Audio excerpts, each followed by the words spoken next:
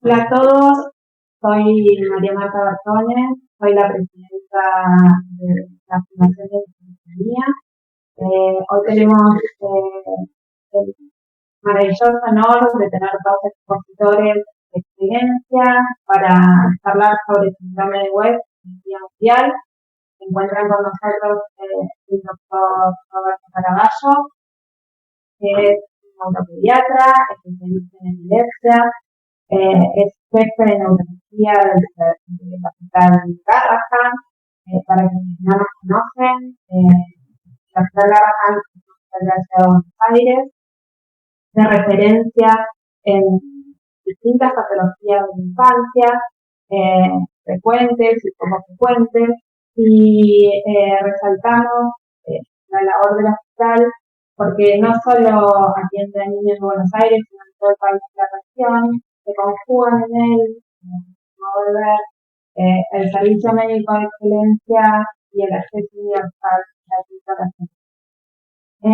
Y además Roberto es el vicepresidente electo de la ILAE, de la Liga Internacional contra la Epilepsia, con la doctora Cross. Así que, bueno, un poquito de lujo para hablar hoy sobre el síndrome de West. Día Mundial, estamos muy agradecidos y le damos la bienvenida a Roberto.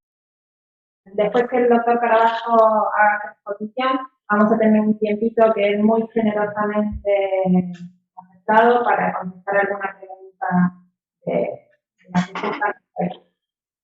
Muchas gracias, Roberto. Muy bien. El síndrome de West es una epilepsia edad dependiente que se caracteriza por un inicio fundamentalmente en los 2 primeros años de vida, con un pico de presentación fundamentalmente en el primer año de vida. Y es un síndrome que es común en esa edad, o sea, que es prevalente, que es en los sectores de mayor complejidad de la atención de la neurología infantil y de la epilepsia, es la causa más común que nosotros recibimos en nuestra práctica diaria. Y se disputa esa prevalencia con una forma muy benigna de convulsiones, que se llama convulsiones familiares y no familiares benignas del lactante, o epilepsia, una forma de epilepsia, que se disputan cuál es la más prevalente. Probablemente en los niveles más bajos de atención predomine la forma benigna y en los centros de mayor complejidad, obviamente, por lo que nosotros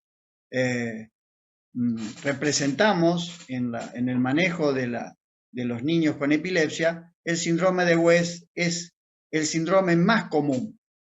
O sea que es importante.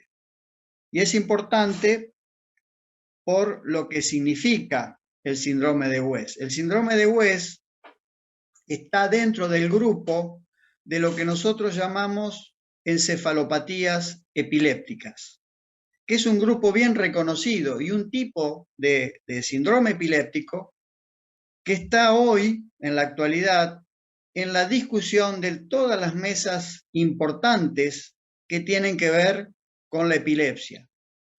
Y está en boca de los epileptólogos, fundamentalmente los epileptólogos pediátricos, por el significado que tiene este tipo de síndrome, como ya dijimos, por su frecuencia, por los aspectos terapéuticos, por los aspectos de su reconocimiento, de su diagnóstico, por las cuestiones evolutivas, por las causas. Hoy la causa genética es un tema que está avanzando muchísimo a nivel de toda la salud pública, de todas las entidades, pero especialmente en la epilepsia. Por todas estas razones, las encefalopatías epilépticas son un tema de mucho interés, un grupo muy reconocido, en donde el síndrome de West es el ejemplo de este grupo de patologías. Y el síndrome de West, como parte de las encefalopatías epilépticas, tenemos que tener en cuenta que el concepto de encefalopatía epiléptica significa que el fenómeno epiléptico per se por sí mismo, es decir, las crisis frecuentes, repetitivas, y el electroencefalograma con muchas descargas, o las dos cosas al mismo tiempo, llevan a un deterioro.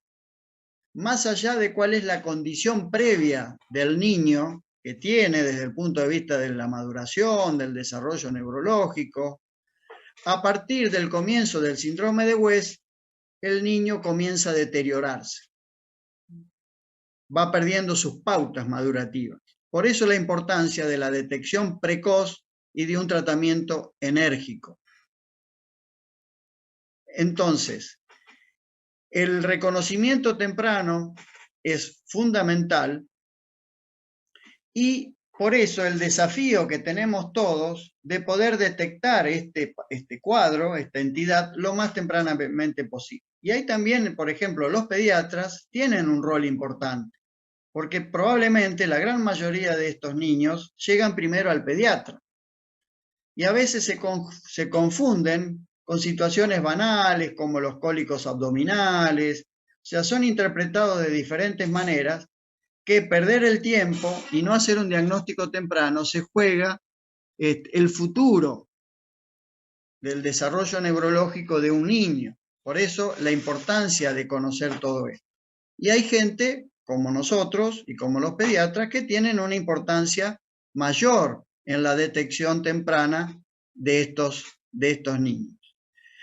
Lo que quiero aclarar es que la encefalopatía epiléptica no lleva a un daño del cerebro progresivo. Eso se llaman encefalopatías progresivas o encefalopatías evolutivas. La encefalopatía epiléptica es una alteración en el funcionamiento del cerebrito, en donde el impacto de estas descargas, de estas crisis frecuentes, estas descargas electroencefalográficas, lleva a este deterioro, pero no por un daño progresivo del cerebro. Este concepto es importante tenerlo en cuenta. Y hay un concepto nuevo que estos chicos pueden tener previamente, pueden tener un problema del desarrollo, es decir, un problema de su comportamiento. Entonces, estas dos cosas pueden ir de la mano, pueden presentarse al mismo tiempo por una causa común, y a veces el deterioro no es tanto por el fenómeno epiléptico, sino también por el problema de base asociado que tienen al síndrome de West. Este es un concepto nuevo. Y cuando eso ocurre, se llama una encefalopatía epiléptica del desarrollo.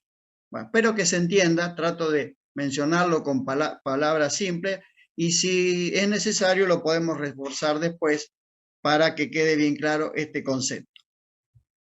Esta es la lista de los síndromes que conforman las encefalopatías epilépticas y están ordenados por edad de inicio. Hay formas del periodo neonatal, hay formas del lactante, como está ahí subrayado el síndrome de West, y hay formas de niños más mayores, de niños en edad preescolar y en edad escolar. O sea, cada uno de estos síndromes tiene un tipo de crisis que lo distingue, un patrón electroencefalográfico característico, y de acuerdo a la edad de inicio hacemos el diagnóstico preciso.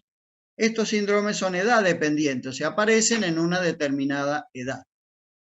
Los hay en el recién nacido, en el primer año de vida, en la edad preescolar y en la edad escolar.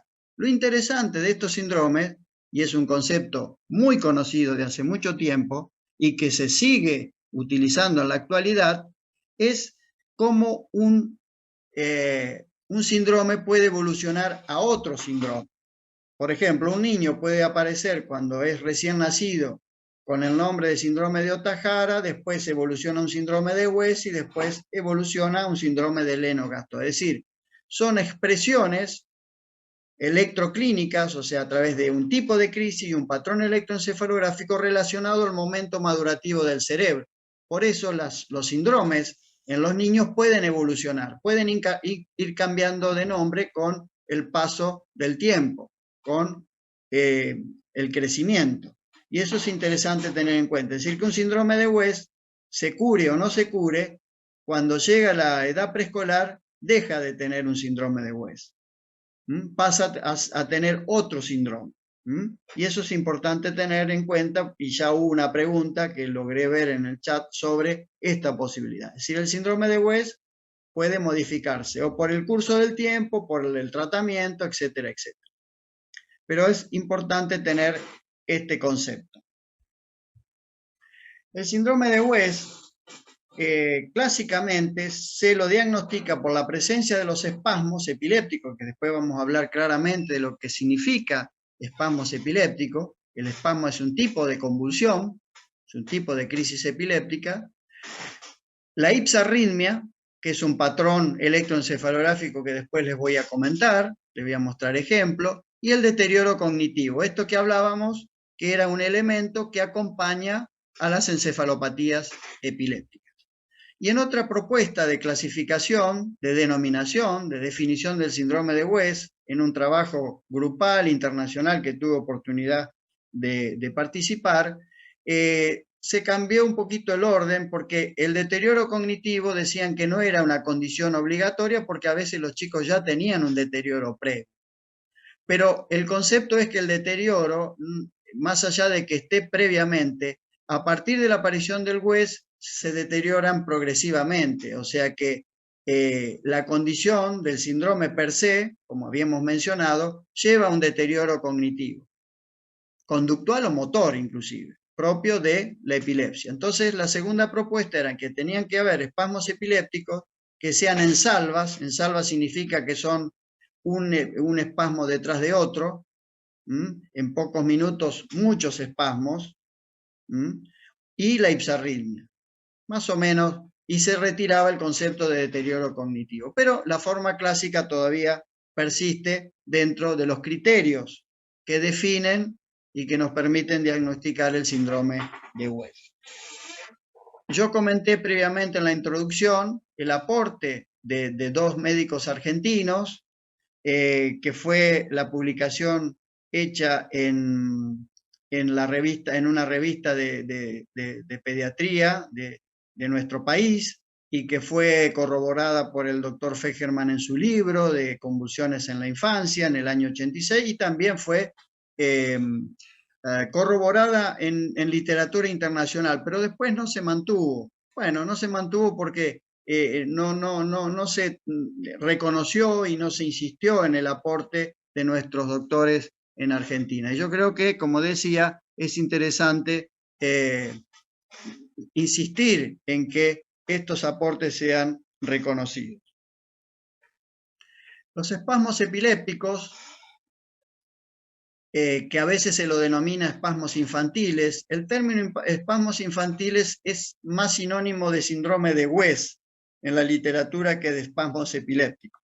Los espasmos epilépticos sería un tipo de crisis y los espasmos infantiles serían un síndrome epiléptico, que después, en este trabajo que yo les mostré colaborativo del 2005, les voy a mostrar qué aportó ese trabajo en cuanto a los espasmos epilépticos y en cuanto a los espasmos infantiles.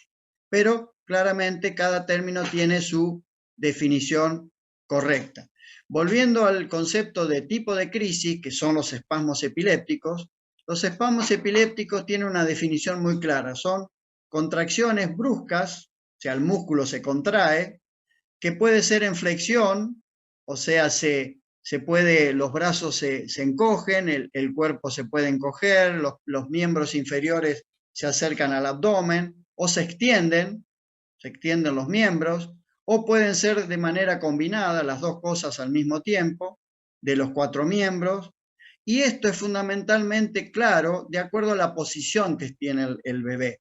Si el bebé está acostado se puede expresar de una manera, si el bebé está en brazos en posición vertical, se pueden poner mejor en evidencia cuáles son las características de los espasmos, que no duran más de 2 segundos por definición, son muy cortitos, y que también podemos reconocer formas que son muy sutiles, y estas son las riesgosas, porque estas son también las que pueden pasar más tiempo desapercibidas. Y entonces uno recibe el niño cuando realmente se presentan otras crisis diferentes a los espasmos, que ahí realmente llama la atención a los padres o al pediatra. Y a veces ya se pierde la oportunidad de un tratamiento temprano y enérgico. Por eso es importante saber que si bien es cierto, la mayoría de los niños que tienen síndrome de West, los espasmos son llamativos, son claros, son muy evidentes, y que también a veces se pueden confundir con dolores tipo cólicos o interpretaciones a veces muy bizarras, muy absurdas, muy fuera de contexto, y ahí se pierde tiempo, o a veces pueden ser muy sutiles, muy pequeñita en su expresión, que también tenemos que sospechar que puedan ser el comienzo de un síndrome de West, y siempre decimos que es preferible una consulta con el neurólogo o un electroencefalograma dormido que nos permite identificar y que no se nos escape este diagnóstico por las implicancias que tiene el síndrome de West, como mencionamos al inicio de la presentación. Y la característica en general de los espasmos epilépticos es la presentación en salvo, como una repetición de los espasmitos que generalmente se presentan al despertar o cuando se va a dormir, y también pueden ocurrir durante el sueño y la vigilia, pero una de las particularidades mayores es que generalmente predominan cuando el niño se despierta. Y pueden ser aislados. ¿Qué significa aislado? Que tenga un solo episodio, no sean siempre en salvas. Después vamos a hacer un comentario breve con respecto a este tema. Los espasmos pueden ser bien simétricos, en todo el cuerpo, pueden ser asimétricos, predominar más en un hemicuerpo que en otro. Esto es importante a los fines de la sospecha de cuál puede ser la causa y las implicancias terapéuticas que puede tener. A veces no son tan sincrónicos entre un espasmo y el otro. A veces los espasmos son bien unilaterales, bien focales. Esto tiene un valor muy importante desde el punto de vista de la causa y del tratamiento. Los espasmos pueden asociarse a otro tipo de crisis, o el mismo espasmo puede ser precedido por una crisis focal. Es decir, una crisis focal dispara un sistema neuronal que es el que se debe involucrar para que el espasmo ocurra. Y esto lo vemos. O entre un espasmo y otro, el chico expresa diferentes dificultades como llanto, como agitación, como irritabilidad, como sonrisa inmotivada, y esos episodios pueden ser crisis pequeñitas, crisis focales, que se interponen dentro de los espasmos, y eso explica estos cambios que un niño, un bebé puede tener durante el episodio, estas salvas de espasmos. Los espasmos, como les decía, pueden ser la continuación de un episodio focal, y también tenemos los espasmos sutiles. Entonces, ¿cuál es la importancia que tenemos que tener en cuenta cuando tenemos este tipo de situación, en la medida de lo posible? Es un estudio que nos ha aportado muchísimo en el manejo de los niños con epilepsia, que es la videoelectroencefalografía. A partir de los celulares hemos tenido el gran aporte de los videos caseros, cuando los padres ya vienen con la filmación de muchos de estos episodios, que nos ayuda muchísimo, muchísimo a su reconocimiento. Pero el estudio aún mejor, el aporte mejor desde el punto de vista médico, es la videoelectroencefalografía. La posibilidad de documentar las características del episodio y la confirmación a través del electroencefalograma de que realmente se tratan de espasmos epilépticos, porque después vamos a ver los diagnósticos diferenciales, cómo hay ciertas crisis que se pueden confundir con los espasmos. Y eso es muy importante, porque la definición del tipo de síndrome epiléptico es crucial, es fundamental para llevar a cabo un manejo integral correcto. Y manejo integral correcto significa el diagnóstico en términos de tipo de epilepsia, el diagnóstico en tipo de cuál es la causa, el tratamiento que debemos llevar a cabo, los factores pronósticos, etcétera, etcétera. Esto para nosotros es fundamental, es la base de un buen manejo de estas cuestiones, y es fundamental para nosotros, para tener la información correcta y para poder transmitir esta información con palabras simples, muy completa a los padres, porque es el primer gran paso que nosotros tenemos que dar ante los padres y contestarle a los padres claramente y darle una información precisa, simple, didáctica de las cosas que deben saber para acompañar un proceso de esta magnitud que va a tener su hijo. Entonces, esto es fundamental. Y a veces los espasmos los podemos detectar solamente a través del registro electroencefalográfico.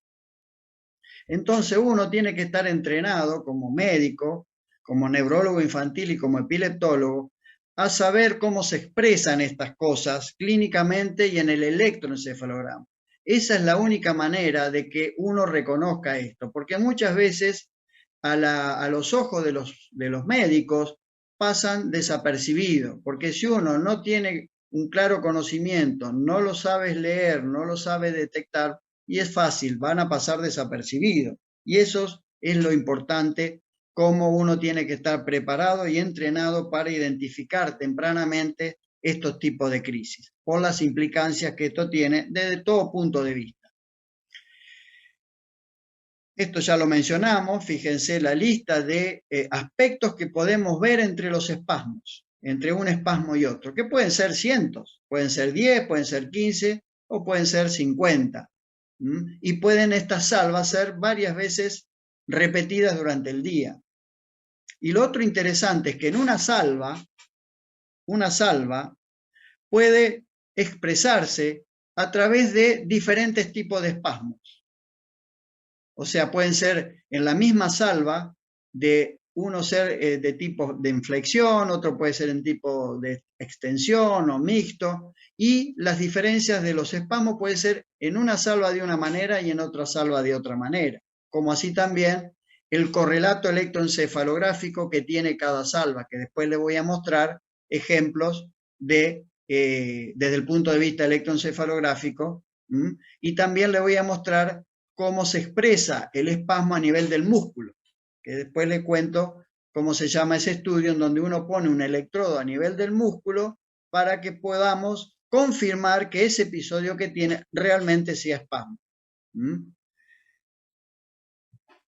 Esto es bueno, disculpen el gráfico, pero no hace falta que lo lean, pero se lo voy a explicar. Este fue un estudio que se hizo internacionalmente con diferentes médicos referentes sobre el tema, haciendo una serie de preguntas y respuestas para sacar conclusiones con respecto a los espasmos infantiles. Entonces, el espasmo infantil es un síndrome que se expresa a través de, en el lactante me refiero, en los 2 primeros años de vida, que se expresa a través de espasmos epilépticos.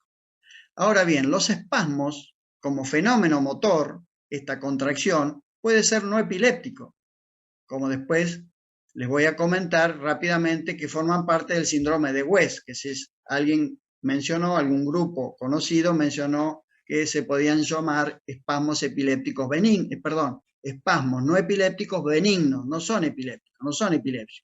Estos espasmos no forman parte obviamente de los espasmos infantiles, pero sí cuando son epilépticos, cuando uno demuestra que al mismo tiempo tienes descargas electroencefalográficas, que eso nos permite decir que son epilépticos, los espasmos pueden dividirse en salvas o aislados. Cada uno de ellos pueden tener un patrón ipsarrítmico asociado o pueden tener un patrón electroencefalográfico sin ipsarritmia. Aquellos bebés que tienen espasmos epilépticos en salva y un patrón de ipsarritmia forman parte del síndrome de West. Aquellos que tienen espasmos en salva sin ipsarritmia o espasmos aislados con y sin ipsarritmia, tenemos que seguir discutiendo realmente dónde los ubicamos o qué relación pueden tener con el síndrome de West. Pero sí estarían dentro de este paraguas de este espectro de los espasmos infantiles. Este es el concepto. Cualquier cosita, cualquier duda lo reforzamos después. Espero que se entienda cuál es la idea. La expresión electroencefalográfica característica del síndrome de West es el famoso término ipsarritmia. ¿Qué significa ipsarritmia? Bueno, ahí lo menciono. Significa la aparición de descargas electroencefalográficas de muy elevado voltaje, significa que son ondas muy grandes, que se muestran con una distribución muy caótica, muy asincrónica, difusa, y es un patrón que se describió en vigilia, cuando el bebé estaba despierto. Esa fue la primera descripción del síndrome de West, y lo que permitió denominar ipsarritmia. Pero es interesante porque siempre en un bebé que uno sospecha el síndrome de West hay que hacer un electro de sueño, porque el electro en vigilia puede no dar este patrón a veces. Y uno no por eso va a descartar que sea un síndrome de West. Entonces, uno tiene que realizar un electroencefalograma de sueño, y ahí entonces cuando uno hace un electroencefalograma de sueño, que después les voy a mostrar ejemplo, el patrón deja de ser característico de cómo se presenta cuando el bebé está despierto. Y esto lo tenemos que conocer muy bien. Y son variantes dentro de la ipsarritmia cuando el bebé se duerme. Y hay características de la ipsarritmia que pueden ser, por ejemplo, de un solo hemisferio del cerebrito, de un solo lado del cerebro, que se llama hemiipsarritmia, o a veces la ipsarritmia es más focal, en una parte del cerebrito, estas descargas, no en todo el cerebro. Pero esto tiene el mismo impacto como que si fuera difuso, que por definición es difusa la ipsarritmia. Y esto es importante tener en cuenta estas variantes que de ninguna manera descartan la posibilidad del síndrome de West. Son variantes electroencefalográficas, como así les mostré, variantes de los tipos de espasmos. También hay variantes con respecto a las características del electroencefalograma que todos debemos conocer. ¿Qué es importante, por ejemplo, desde el punto de vista clínico? Desde el punto de vista clínico, volviendo a los espasmos, es la posibilidad que si un bebé, por ejemplo, pierde la sonrisa en los primeros meses, lo ven diferente, lo ven más apático, con un comportamiento visual más distante, o cambios en la conducta.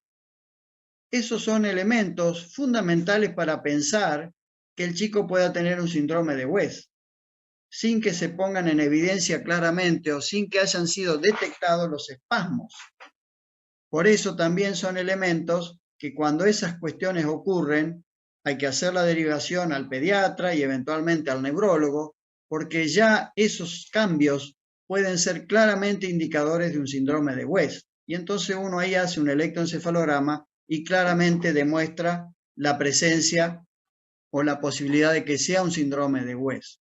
Asimismo, cuando estas cosas pasan, el examen físico, ver la piel del bebé, revisarlo, analizarlo detalladamente, pueden uno encontrar elementos en este examen físico y neurológico que son orientadores para sospechar un síndrome de West. Hay causas, como después vamos a ver rápidamente, hay causas que pueden indicarnos una alta posibilidad de que ese bebé tenga un síndrome de West. Y ahí está el gran desafío por parte nuestra, estar atento, a veces anticiparse a la posibilidad de, la gran posibilidad de que ese bebé tenga un síndrome de West, o estar atento y uno mismo buscarlo a partir de un electroencefalograma, que es un estudio simple, con el bebé durante el sueño, hacerlo cuando el bebé está dormido, y esos son factores fundamentales, muy importantes para detectar tempranamente el síndrome de West. Y ese es el gran desafío, la detección precoz, lo más temprana posible. Este es un trabajo publicado por nosotros, en donde mostramos patrones focales del síndrome de West.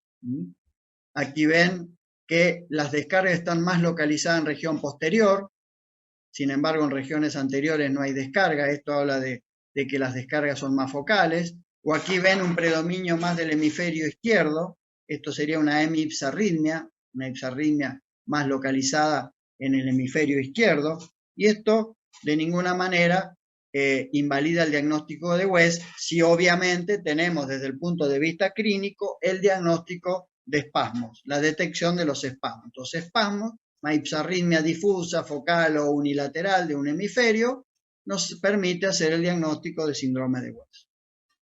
Este es el patrón, como ustedes ven. Bueno, ustedes ven ahí un lío de descargas.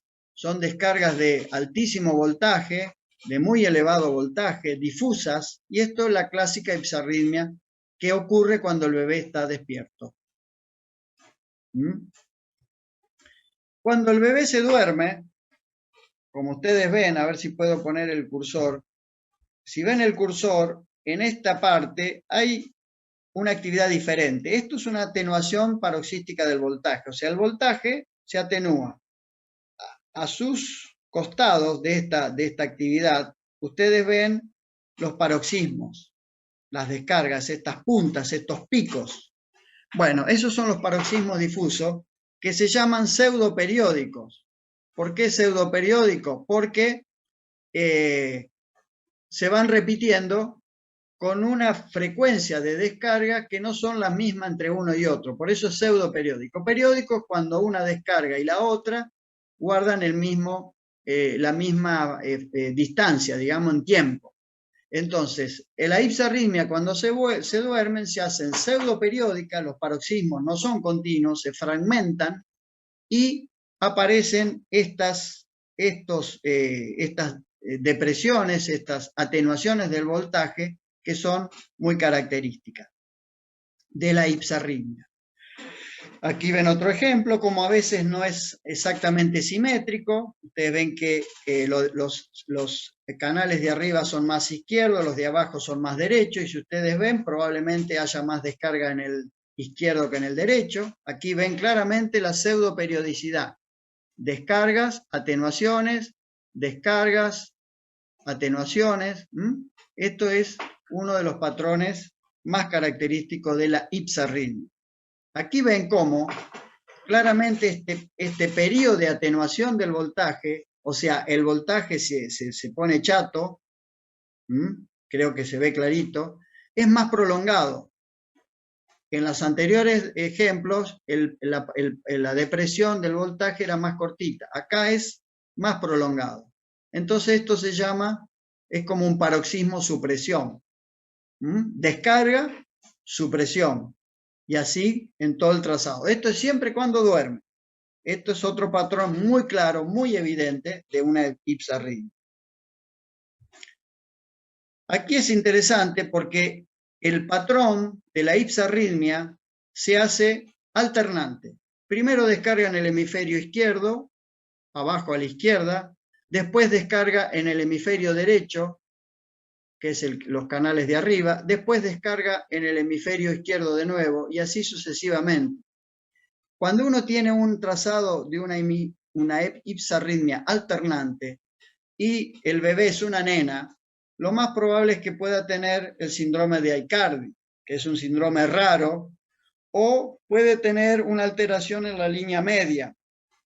Hay una estructura que se llama cuerpo calloso que une ambos hemisferios, que cuando esta estructura se afecta o está alterada estructuralmente, morfológicamente, las descargas se hacen así, alternantes, porque no hay una buena coordinación a través de esta estructura que comunica ambos hemisferios, y entonces uno sospecha que hay una alteración en la línea media del cerebro.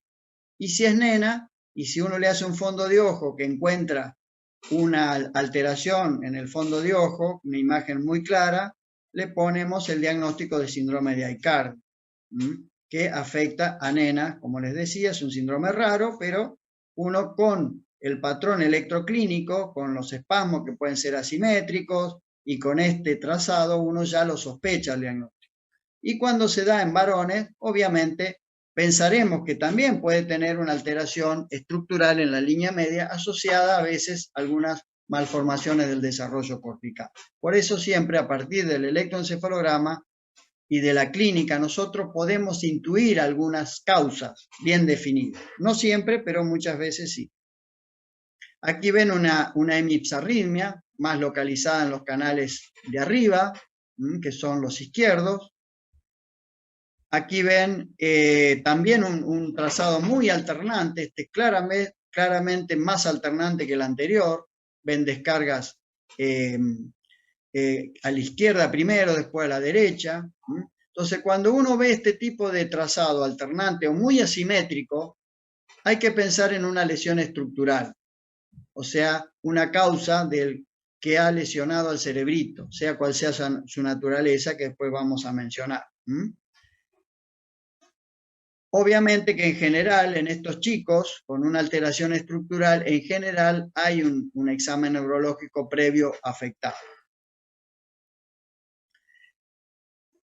Aquí les quería mostrar los tipos de espasmos epilépticos en cuanto a su localización, a sus tipos, digamos, en cuanto a sus características, que nos explican o nos permiten entender el origen de los espasmos.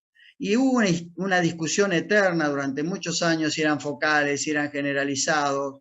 Después se dijo, no, son desconocidos porque no podemos demostrar ni una cosa ni la otra. Y la reciente clasificación nos dice que hay espasmos claramente de origen focal y claramente de origen generalizado. Y algunos todavía seguimos sin poder definir si son focales o generalizados. ¿Cuál es la importancia de esto? El aspecto terapéutico, porque un espasmo focal probablemente tenga un origen en una lesión focal.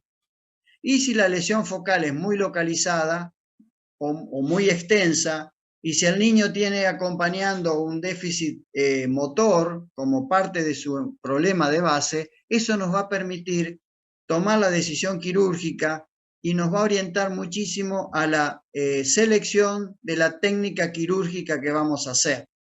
Y con esto le podemos resolver el problema a ese niño a través de la cirugía, que es una alternativa válida que tenemos que tener siempre en cuenta y que en algunos casos, cuando esto es posible, hay que hacerlo lo antes que se pueda, porque sin duda esto va a beneficiar el futuro de estos niños.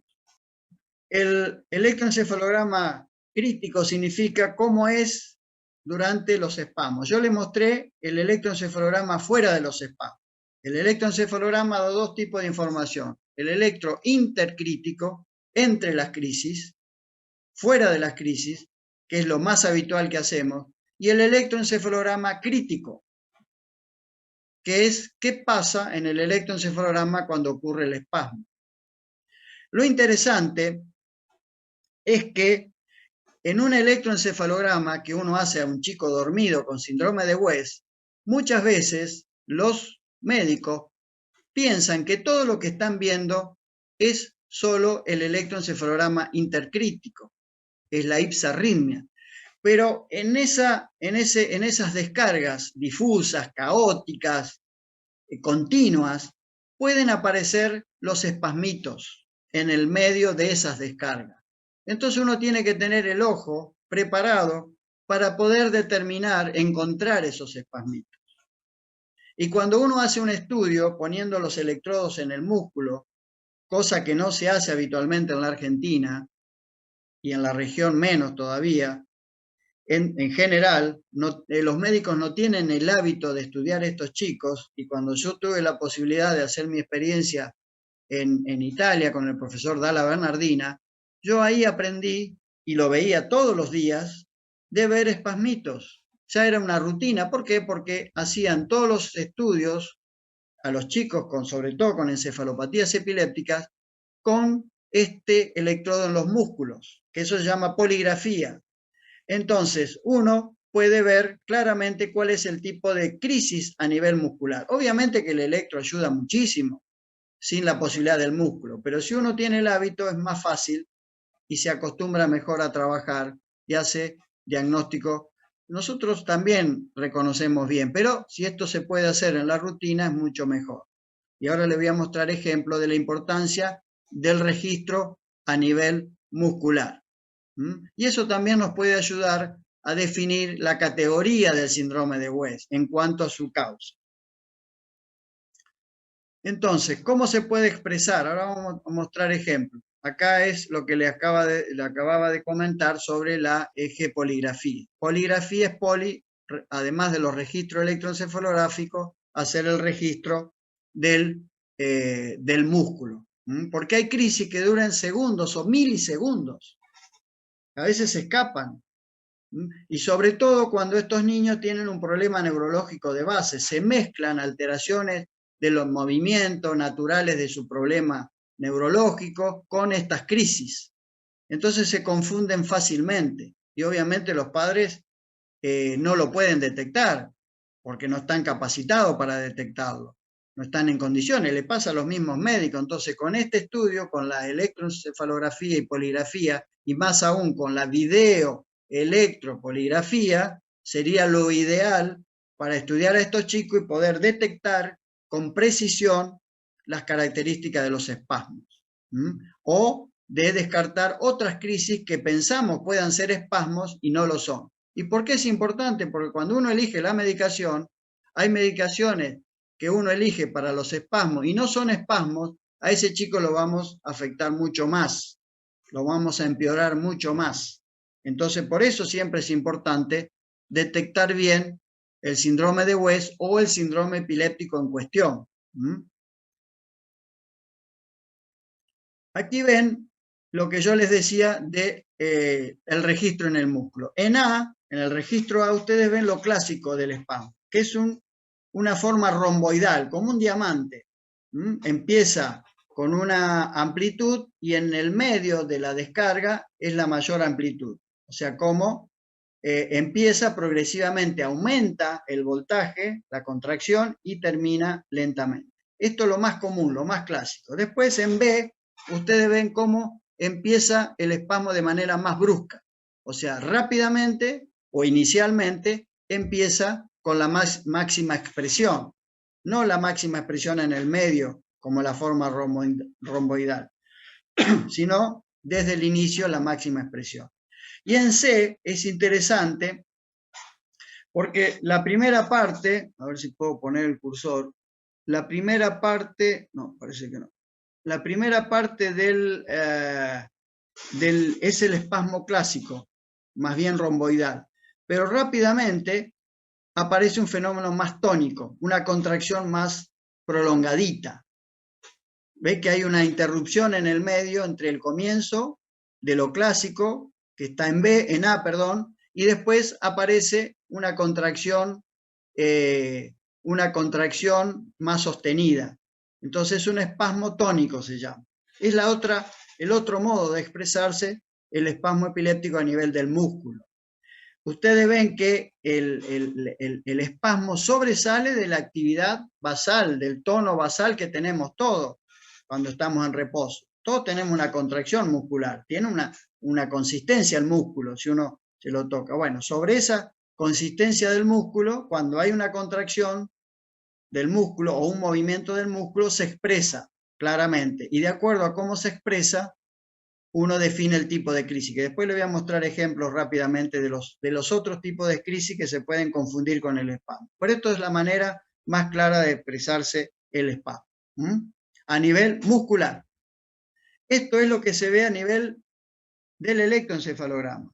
Ustedes ven una actividad que está en el medio del trazado, rápida, para no confundirlo, sino para que tengan bien claro. Ese es el espasmo que se expresa a través de un ritmo rápido. Es una manera electroencefalográfica de expresarse.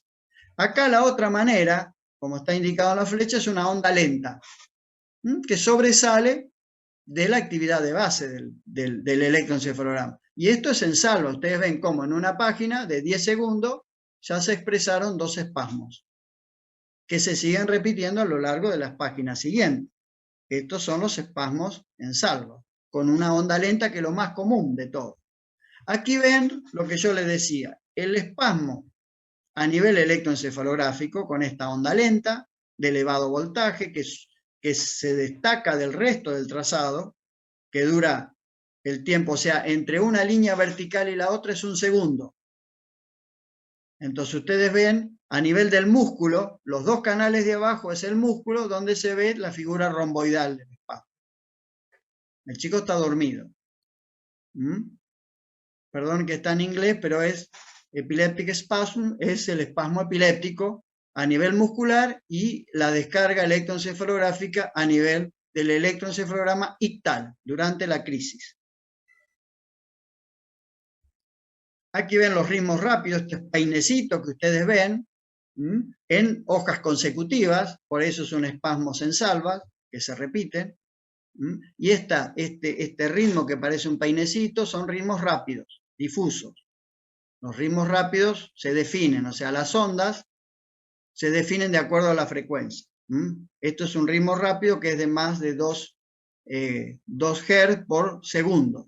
Bueno, no importa esos detalles. Lo importante es ver visualmente un espasmo asociado a un ritmo rápido.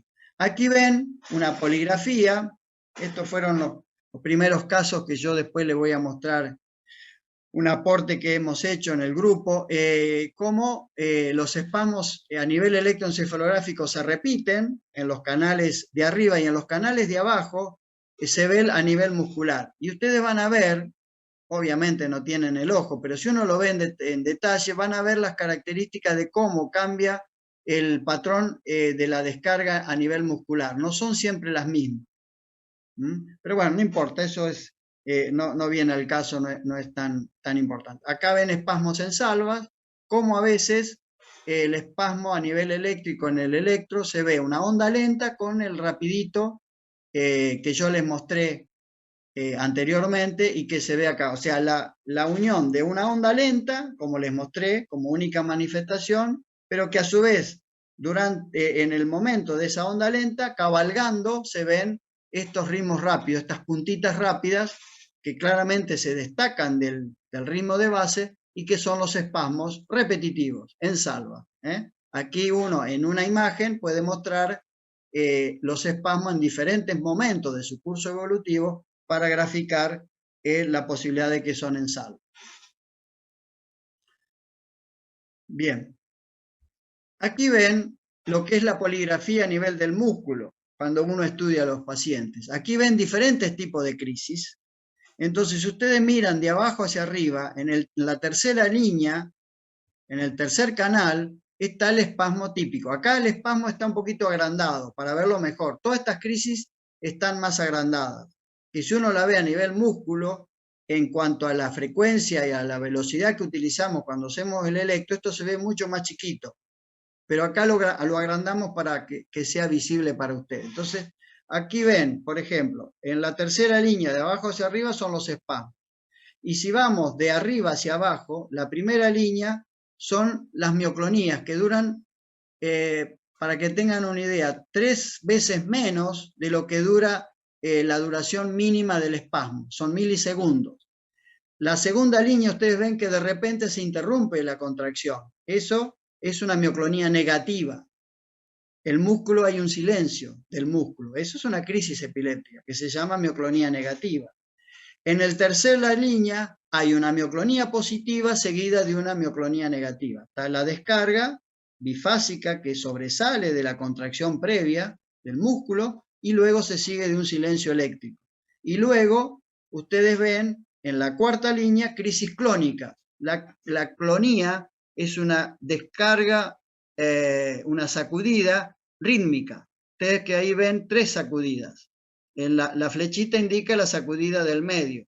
Eso diferencia la mioclonía, que generalmente es aislada y no es rítmica, del primer nivel, y la clonía es rítmica. Después viene el espasmo, después viene la crisis tónica en la anteúltima línea, que es más duradera del espasmo, dura más de 2 segundos, y es una contracción rectangular. Empieza y termina con la misma amplitud. Y la última línea es una crisis atónica, es una pérdida de la contracción brusca que es más larga que la mioclonía negativa que les mostré en la segunda línea. Bueno, estos son ejemplos de cómo nosotros podemos detectar la crisis a nivel muscular. Y el correlato electroencefalográfico de estas crisis, generalmente, en la gran mayoría, tiene particularidades. Cada una de estas crisis a nivel del electroencefalograma tiene un patrón que la identifica. Por eso es fundamental conocer todo este tipo de crisis a la hora de definir qué tipo de epilepsia o síndrome epiléptico tiene un bebé o un niño.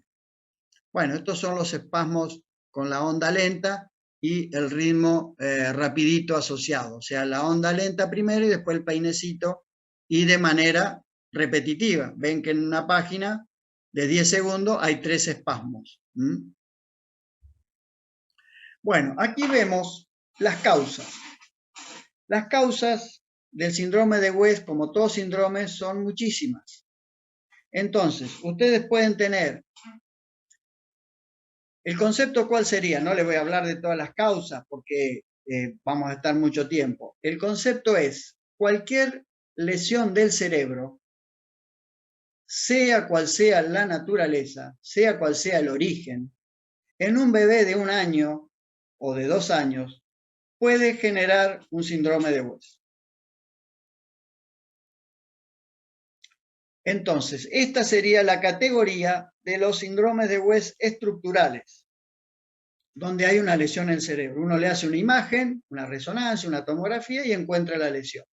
Y esto puede tener importancias terapéuticas claras, como ya mencionamos, desde el punto de vista quirúrgico.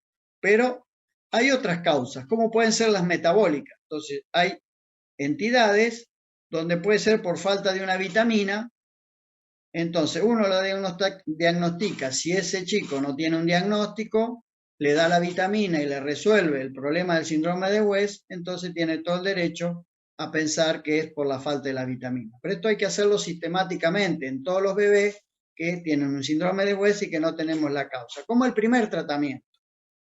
Entonces, de esa manera, usted va tratando de definir la causa, tratando de definir la categoría y eligiendo del mejor modo posible el tratamiento. También es cierto que el West se puede instalar en un cerebro impecable, normal, y que un número significativo de estos chicos se puede curar con los tratamientos clásicos, como el vigabatrin, como los corticoides, y después hay grupos de síndrome de West que pueden tener una causa desconocida, que no forman parte de los lesionales ni tampoco de las formas que yo les decía, que llamamos idiopáticas, muchas de estas genéticamente determinadas, hay genes, y que todo eso es importante, como les mencioné al principio, para evaluar qué estudios hacer para buscar la causa.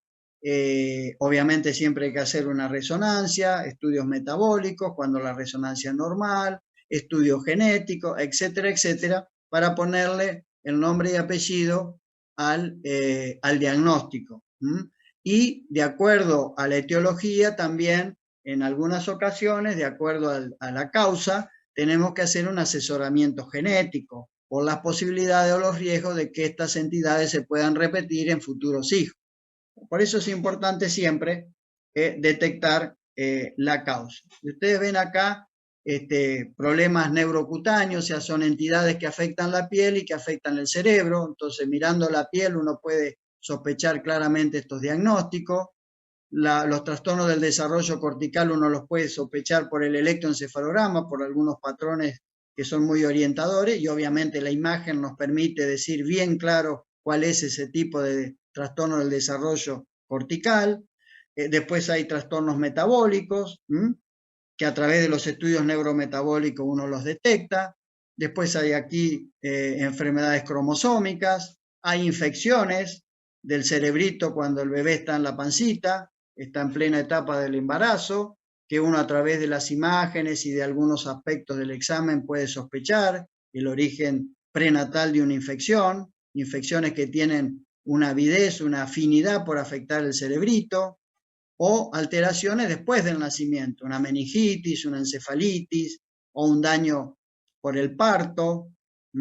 Entonces nosotros hemos contribuido al conocimiento que hay algunos síndromes de West que, por ser debido a una alteración estructural o genética, que podrían tener una evolución más complicada, tienen una evolución bastante buena, como son los chicos con síndrome de Down, o los chicos con leucomalacia periventricular, o los chicos con neurofibromatosis, que es una entidad, como dijimos, una comatosis que afecta piel y el cerebrito. Es decir, como ciertas etiologías también nos permiten dar un mejor panorama desde el punto de vista evolutivo.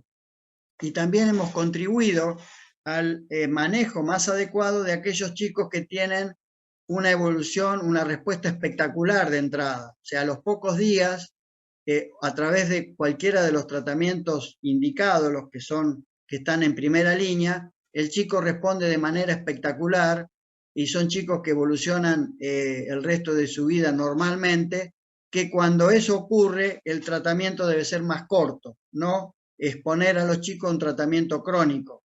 Y eso es importante también tenerlo en cuenta. Por eso es importante siempre definir las categorías del síndrome de West.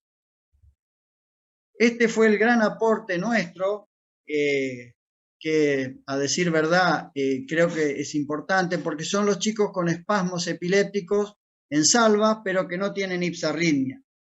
Y que se puede discutir, que ha sido un debate y que sigue siendo, realmente si es el mismo impacto que tienen los chicos comparado con los verdaderos síndromes de West en términos de su desarrollo, porque se dice que como no tienen tanta descarga electroencefalográfica, el impacto en el desarrollo es menor.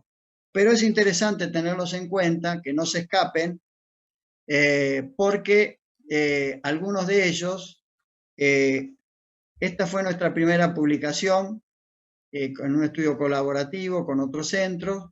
Esta fue nuestra serie de pacientes ya más ampliados. Aquí fueron nuestros primeros casos de estos chicos que fueron operados. Entonces, estos chicos, por ejemplo, estos son los espasmos, ¿no? Tal cual les mostré anteriormente, en un chico que tenía una displasia cortical. Ese redondelito que ustedes ven a derecha, clarito, en la mitad del hemisferio izquierdo, es un trastorno del desarrollo cortical, una displasia cortical. Entonces, esto puede generar un síndrome de West o puede generar estos espasmos sin IPSA. Ahora, ¿por qué uno hace una cosa y el otro hace la otra cosa? Bueno, es un tema a discutir. Más allá de eso, de esas discusiones, lo importante es que este chico le sacamos la displasia cortical y anduvo de manera espectacular. Los primeros dos fueron, este tenía una displasia, el otro chico, por una cuestión de tiempo, me mostré un tumorcito a nivel del lóbulo temporal. Sacamos el tumorcito y el chico impecable.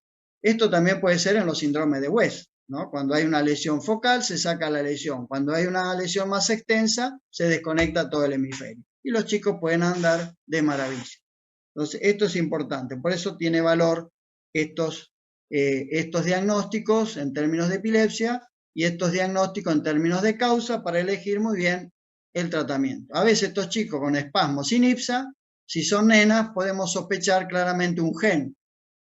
Por eso la genética nos está ayudando muchísimo. Le digo más, cuando estos síndromes tienen un gen bien definido, con una manera de expresarse su desarrollo, el síndrome lleva el nombre del gen. Se lo denomina de acuerdo al gen involucrado. Estas son cosas nuevas, pero interesantes. Bueno, ya estamos terminando. Esta es la lista de los diagnósticos diferenciales que uno tiene que tener en cuenta. ¿Qué significa diagnósticos diferenciales? Bueno, que hay otros síndromes que nos pueden hacer confundir con un síndrome de West.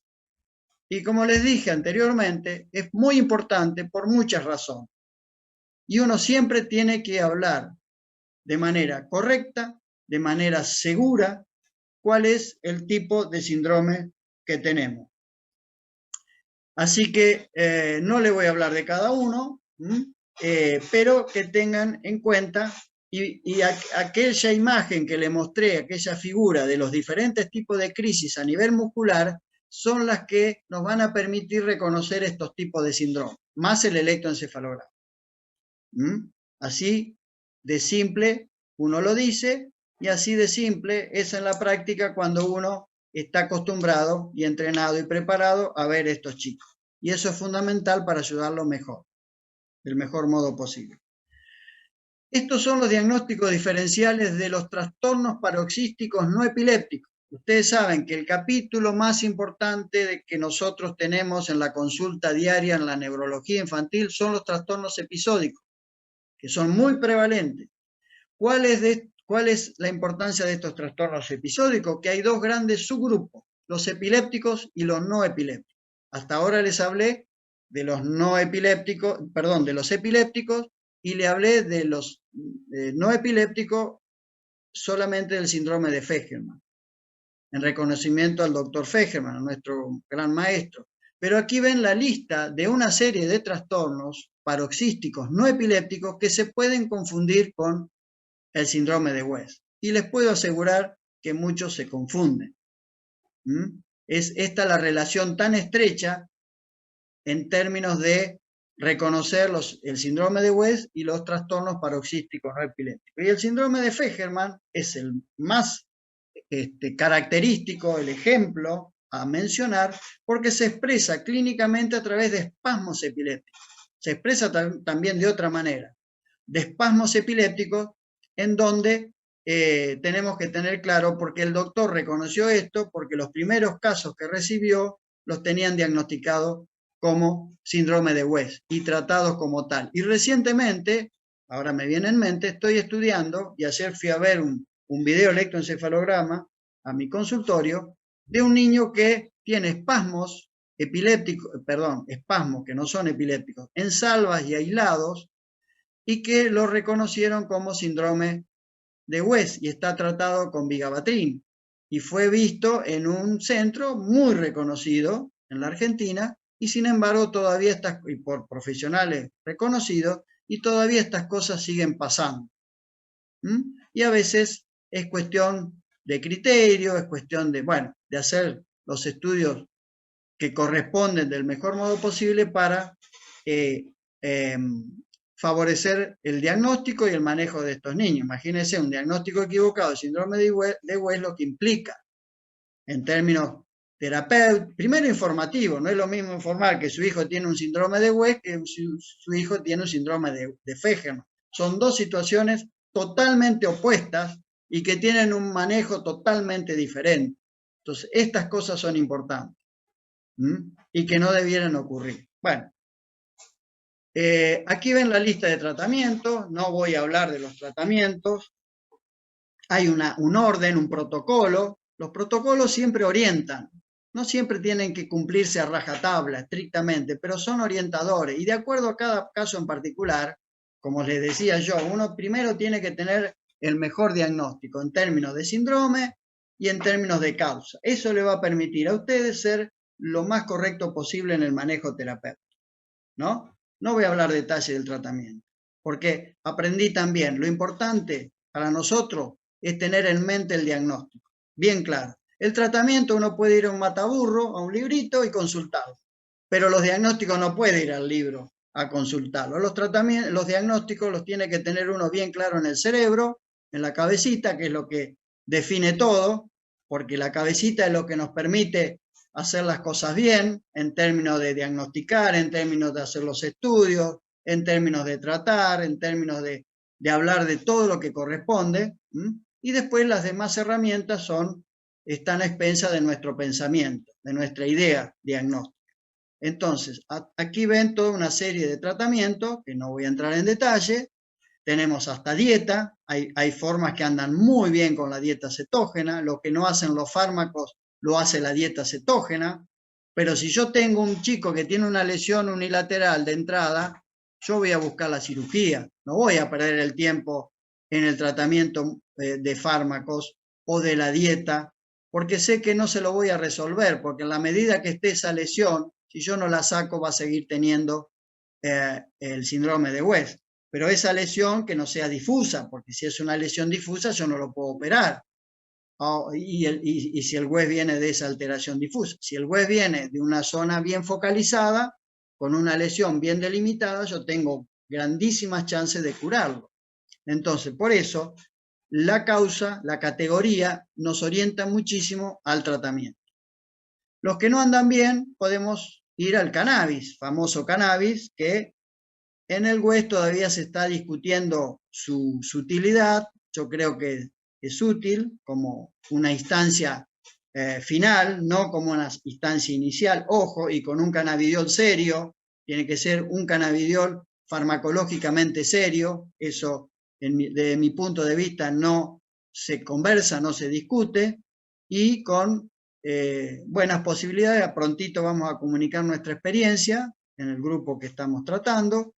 En algunos casos podemos utilizar el estimulador del nervio vago, y lo interesante como comentario final es que se están buscando nuevas terapias, porque a pesar de hacer todas las cosas bien, del mejor modo posible, todavía hay formas refractarias, hay formas de síndrome de West que no responden a todos los tratamientos que hemos implementado, que hoy la medicina nos ofrece. Así que nos sentimos en deuda con los niños con esta problemática. Y formamos parte de la medicina, por eso nos hacemos cargo, que no podemos a veces resolver la problemática de estos chicos. Por suerte son pocos, pero todavía existen. Y uno trabaja con aquellos que no andan bien. Entonces uno se ve con un desafío tremendo y con una responsabilidad mayor. Pero se está hablando en la actualidad de dos aspectos de tratamiento como cosa novedosa. Tratamientos de precisión, que son a través del mecanismo por lo cual se genera el síndrome de West, mecanismos conocidos, subyacentes, que aparecen, medicaciones que están apareciendo de precisión. En este grupo, estas son medicaciones nuevas, en este grupo de precisión estamos rescatando medicaciones viejas, que las estamos reponiendo para utilizarlas. El otro gran grupo son los fármacos. Están los fármacos nuevos que se están implementando y los fármacos viejos que también se están reponiendo para utilizar en algunos de estos chicos, a partir de informaciones muy precisas desde el punto de vista etiológico y particularmente desde el punto de vista genético. Es un movimiento terapéutico que se está desarrollando y que probablemente en el futuro nos pueda permitir resolver una cantidad importante de niños con síndrome de West. Obviamente que otro aspecto también importante es la prevención, porque muchas veces los síndromes de West pueden ocurrir debido a cuestiones que no fueron manejadas adecuadamente en tiempo y forma por diferentes razones y que en la medida que trabajemos mucho más sobre la medicina preventiva, que es la verdadera medicina y que es muy importante, probablemente podamos disminuir la cantidad de chicos con síndrome de West. Bueno, para terminar entonces, remarcar hasta el cansancio la importancia del diagnóstico temprano, la importancia de la causa para hacer el tratamiento oportuno, en tiempo y forma, un manejo terapéutico enérgico, la importancia del estudio de la electroencefalografía clásica y la nueva a través de la poligrafía y de la videoelectroencefalografía, que nos permite obviamente el diagnóstico, el control evolutivo, etcétera. El pronóstico sin duda depende de la causa, esto es fundamental. Y estamos a la espera, como les mencioné, de nuevas alternativas terapéuticas para las formas que no responden bien.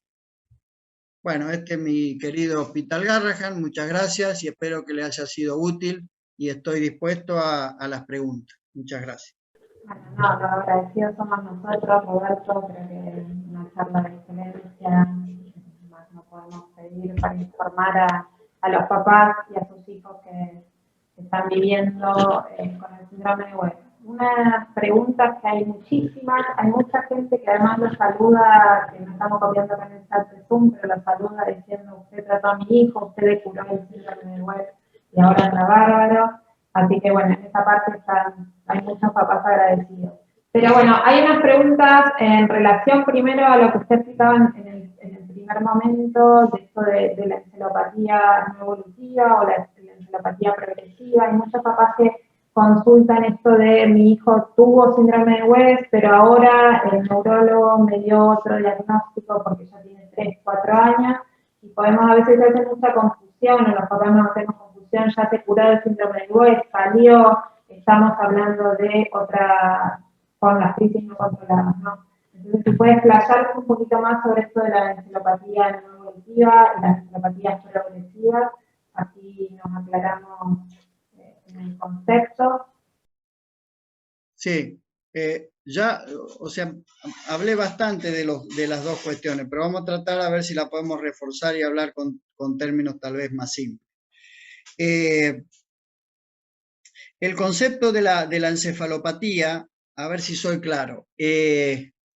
Ustedes pueden tener una encefalopatía del desarrollo. ¿Cuál sería la encefalopatía del desarrollo? Por ejemplo, un chico autista.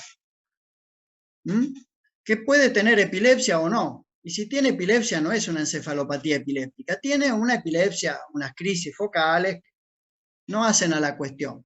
O puede tener solo la encefalopatía del desarrollo. Ese es un grupo. El segundo grupo son las encefalopatías epilépticas, síndrome de West, en donde ese bebé puede estar previamente sano, impecable, o previamente tener un retraso propio de la causa del síndrome de West. Cuando aparece el síndrome de West, se deteriora si uno no hace las cosas bien. Entonces, esa es una verdadera encefalopatía epiléptica. Entonces, tenemos por un lado una encefalopatía del desarrollo y por otro lado una encefalopatía epiléptica. ¿De acuerdo? Pero, ¿qué pasa? Hay síndromes, vamos a poner algún ejemplo, como por ejemplo el síndrome de Dravet, que es una forma de epilepsia, en donde el chico previamente es perfecto y en los primeros años se deteriora, pero sin tener prácticamente epilepsia. Tiene alguna crisis aislada, pero se deteriora porque el gen que lo causa expresa también un trastorno del desarrollo, una encefalopatía del desarrollo, que se va deteriorando no por la epilepsia, sino por el gen que le causa el problema. Y después desarrolla una epilepsia, no siempre, pero una epilepsia complicada, que pasa a ser una encefalopatía epiléptica, porque lo deteriora también por la parte de epilepsia. Entonces el chico se puede deteriorar a veces por ambas cuestiones, por la encefalopatía del desarrollo y por la encefalopatía epiléptica. Después usted no sabe cuál es la que afecta más, pero van a veces paralela, a veces primero una, a veces la otra o al mismo tiempo. Esos son los tres conceptos importantes. Entonces, las encefalopatías epilépticas del desarrollo, otras, por eso le expliqué que si son epilépticas y del desarrollo, al mismo tiempo se llaman encefalopatías epilépticas del desarrollo. Este grupo, en general, tienen que ver con genes particulares, que lo hemos conocido en los últimos años. Cuando aparece este gen, que se expresa a través de un fenotipo clínico significa de una manera particular se expresa, en términos de trastornos del desarrollo, en términos de las crisis, como les mencioné yo a lo largo de la charla, y uno va a buscar un gen. Por ejemplo, una nena con espasmos epilépticos, con IPSA o sin IPSA, que tiene un trastorno del desarrollo marcado, hay que buscar en nenas, fundamentalmente el gen CDLK5. Esa es la importancia de todo esto. Después, cómo esto nos ayuda desde el punto de vista terapéutico, es el gran desafío que vamos a tener a lo largo del tiempo para lograr estas verdaderas terapias que son las de precisión. Ahora, hay un concepto que toda la vida lo conocimos, que es como niños que empiezan con un síndrome epiléptico en el primer año de vida pueden desarrollar otro síndrome a lo largo del tiempo, o que sean todas esas evoluciones encefalopatías epilépticas, o que de una forma que no es una encefalopatía epiléptica pase a una encefalopatía epiléptica, o de una encefalopatía pase a otra forma, y esa forma que evolucionó a partir de un West pase a otra encefalopatía epiléptica. Son cosas que pueden ocurrir, y eso depende de cada chico en particular y de cada causa. Es decir, cómo los síndromes pueden ir evolucionando a lo largo del tiempo es una característica bien conocida en los niños, más allá del término y de la importancia que le demos a esto, que es un tema que a mí me interesa muchísimo por muchas razones, y hay algún grupo de chicos que tienen una evolución particular de sus epilepsias y que tienen connotaciones muy diferentes a las encefalopatías epilépticas, pero que es interesante que sepamos que existen por cuestiones diagnósticas, terapéuticas, etiológicas, etcétera, etcétera, etcétera. Entonces, esto es muy conocido y naturalmente el West va a cambiar, va a desaparecer, o desaparece definitivamente o desaparece y cambia a otra forma de epilepsia. Eso es natural. Ahora, depende de nosotros de que primero y principal se cure, que no evolucione a ninguna epilepsia, y si no lo podemos hacer, obviamente y naturalmente va a cambiar. Y hemos hecho recientemente una publicación con nuestro grupo de, por ejemplo, una asociación emblemática, paradigmática, ejemplar sería, entre el síndrome de West y el síndrome de Lennox-Gastaut. Y hemos publicado un trabajo en una revista seria, reconocida, de cuál es el comportamiento en términos de crisis y en términos de patrón electroencefalográfica en el periodo de transición entre el síndrome de West y el síndrome de Lennox-Gastaut.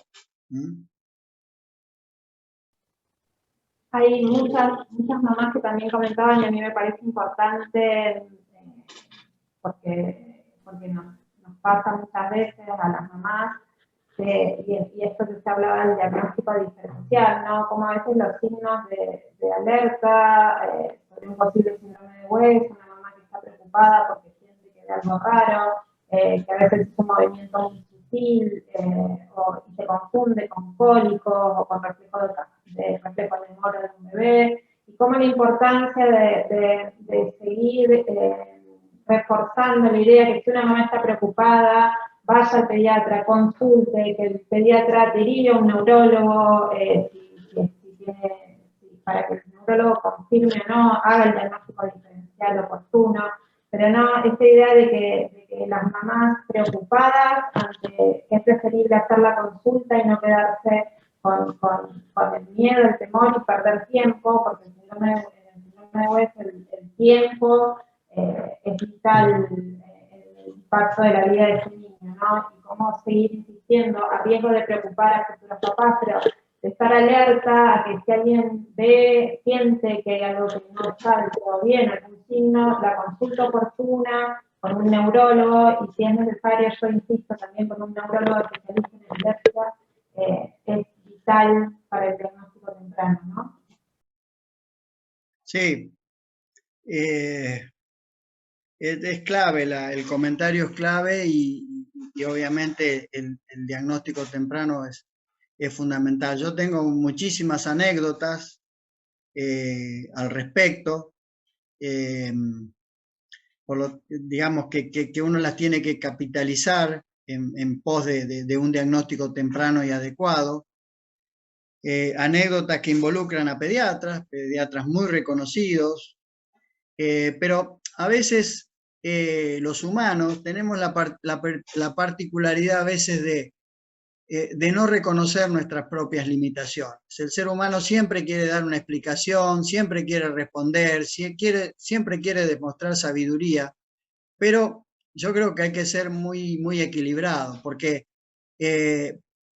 pretender dar una explicación a los espasmos epilépticos, con o sin ibsarrimia, formen parte del síndrome de West o no formen parte del síndrome de West, yo creo que es preferible, no es preferible, es mandatorio una consulta neurológica, y además se va a quedar más tranquilo y va a estar mucho mejor acompañado. O sea, uno tiene que saber el trabajo que hoy tiene la medicina en cuanto a trabajar en equipo, a la derivación, a la interconsulta. Esto es ser prolijo, esto es ser criterioso, esto es tener sentido común, esto es tener humildad, es tener modestia, es tener una manera de trabajar que sería la mejor como profesional, ¿no? Nadie puede saber todo, todo el mundo tiene que saber sus limitaciones. De esta manera, probablemente nadie se va a equivocar.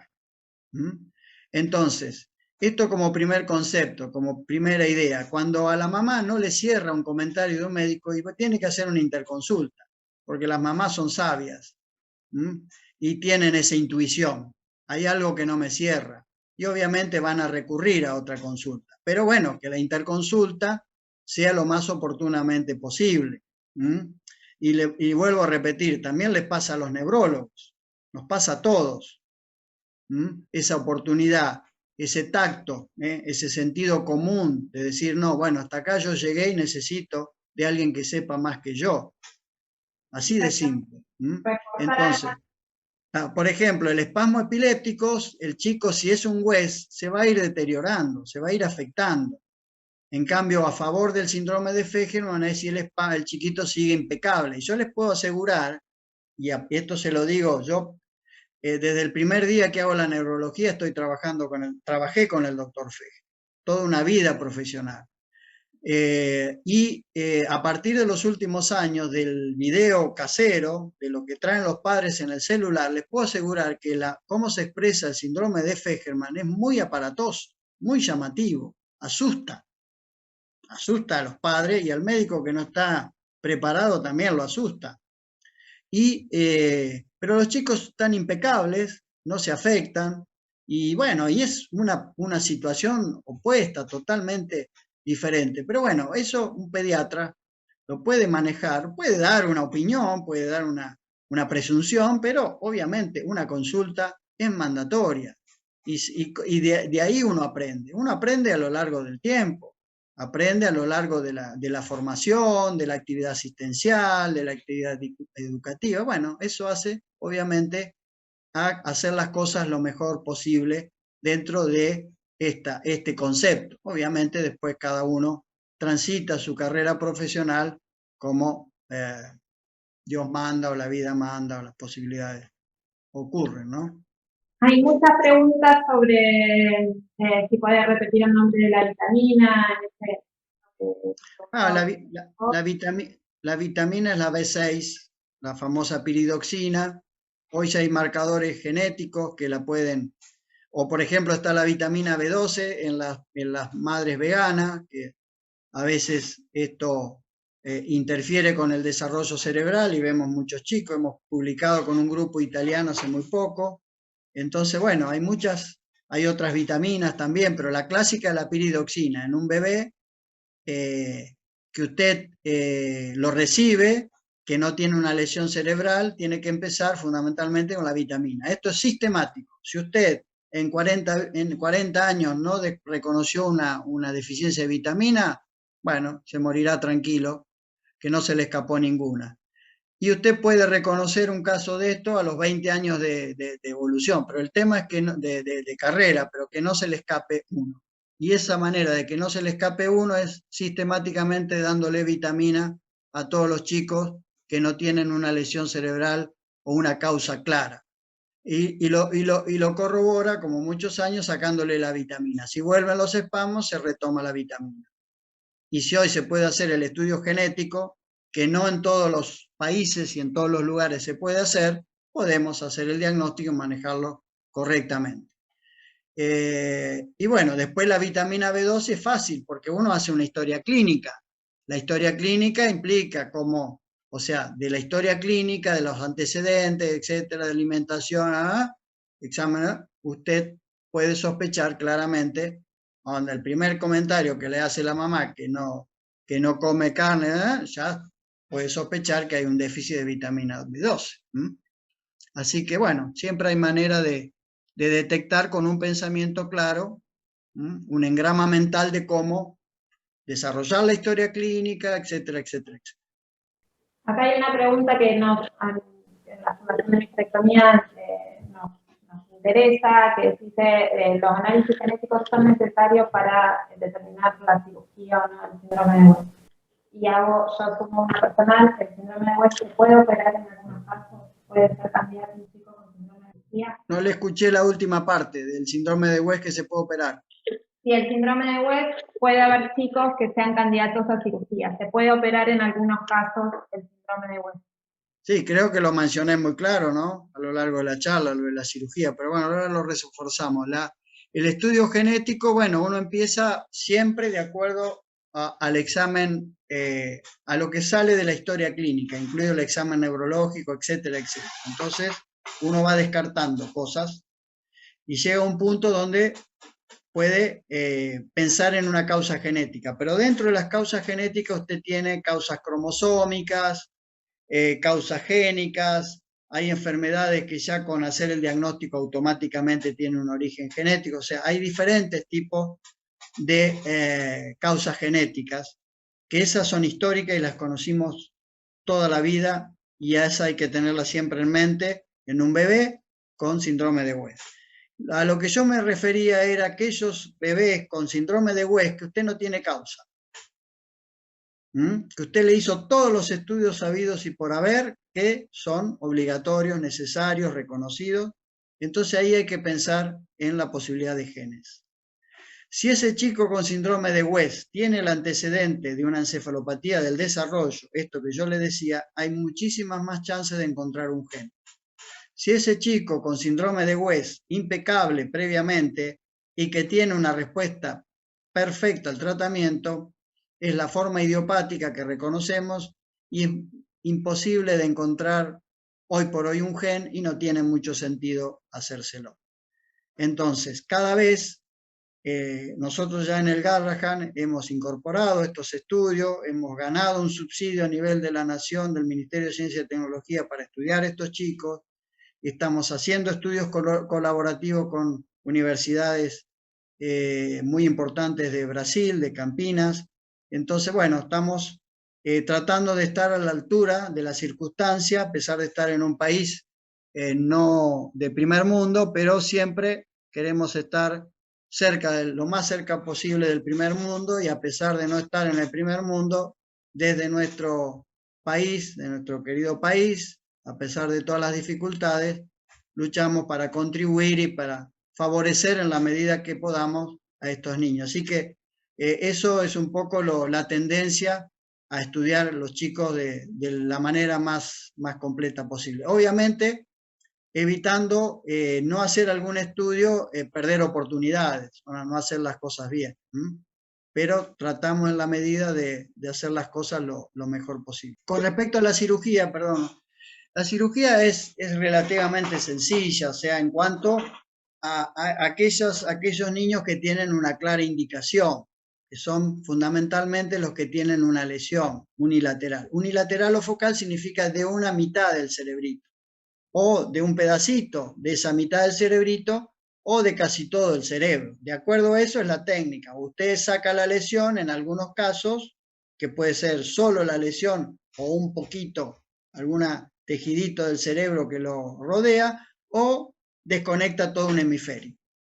Eso es lo que garantiza fundamentalmente la curación. En otros casos no lesionales se ha intentado la cirugía, pero en mi experiencia, que yo tengo algunos casos, pero no hecho en la Argentina, sino en Estados Unidos, yo tengo bastantes reparos con respecto a esa cirugía, y en nuestro país es como que siempre uno lo ha pensado, pero no lo hemos en concreto llevado a cabo, porque creo que los resultados, o sea, no tenemos las condiciones en primer lugar ideales, y me parece que uno siempre pensó, ¿cuál es la diferencia? Esto lo aprendí del número 1 de la neurología infantil, que ya no está con nosotros, el profesor Aicardi. Que se pregunta, ¿cuál es realmente la diferencia de trabajar con estos chicos en un país del primer mundo y en la Argentina? Yo creo que en algunos aspectos no hay mucha diferencia, en las cuestiones prácticas, digamos. Después, en las cuestiones de investigación, en las cuestiones de recursos humanos, de recursos en cuanto a estudios, de recursos de investigación, todo lo que obviamente tiene el primer mundo y que nosotros tenemos muchas dificultades, pero abocándonos a lo estrictamente asistencial, a la posibilidad de ayudar a los niños, yo creo que estamos en las mejores condiciones. Y esto lo digo con conocimiento de causa y, bueno, por lo que he vivido a lo largo de mi vida y de la posibilidad de conocer y de comunicarme con colegas de todo el mundo, bueno, de mi formación, etcétera, etcétera, y reconociendo a nuestro querido Hospital Garrahan todas las bondades y los recursos que contamos como para, bueno, hacer cosas muy, muy buenas y ayudar a los chicos con síndrome de West. Yo adhiero, creo que la salud pública en el país es un baluarte que tenemos, la Hospital Garrahan lo dije al principio, pero lo refuerzo, es realmente un centro de referencia para todo el país, todas las patologías, las neurológicas, que es lo que nosotros un poquito conocemos más que nada.